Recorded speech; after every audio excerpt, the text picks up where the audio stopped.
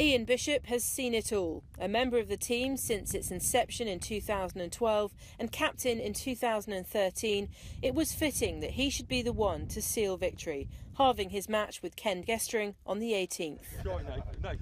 It was great. I played Ken. He was a fantastic golfer. It was a very hard game of golf. I think we only halved 4 of the holes in the whole 18. It was backwards and forwards the whole time, but no, that's some of the best golf I played in a long time. It was just a shame I saved my worst golf for the 18th.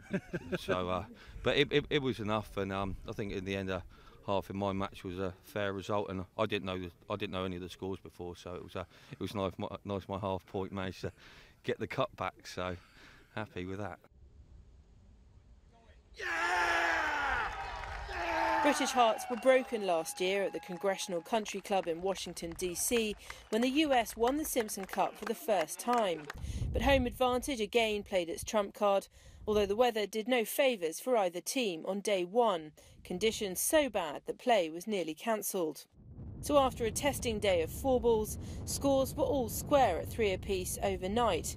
And with the sun shining again on day 2, first man out David Ward was the first to chalk up some blue on the scoreboard with a 3-2 win, exacting revenge on his opponent from last year and the man who sank the winning putt at Congressional, Sean Whitmore. The early sea of blue was slowly chipped away by the Americans, Dave Bagby, Andrew Bachelder, Jonathan James and Mike Stafford all winning their matches. But their resistance was met by a tidal wave of British wins, as Anthony Lowndes and the debutante pair of Davy Carroll and Nathan Blewer recorded emphatic victories. Their courage epitomised by Andy Stevens, who admitted he'd never been so nervous, his 2-1 win handing the Brits 9 points and at least the hope of a draw. A lieutenant colonel who suffers with PTSD, the team all too aware of what he's had to come through to even step foot on the golf course. Been a real roller coaster today. It looked like we knew we were going to struggle because we knew the Americans were going to come out really hard at us. And to be fair, the lads came out and they absolutely have played some superb golf today. And we've had to because they've got some great players. And it went down a little.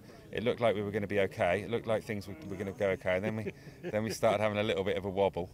And I lost a few years of my life, I think. And then they brought it home in the end, but I'm so proud of the lads because they were superb today. It was really good, even with the loss, we had a great time playing the golf course.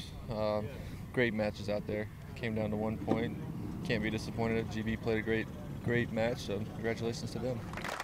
Team GB now lead the series 3-1. This year, undoubtedly the closest contest yet.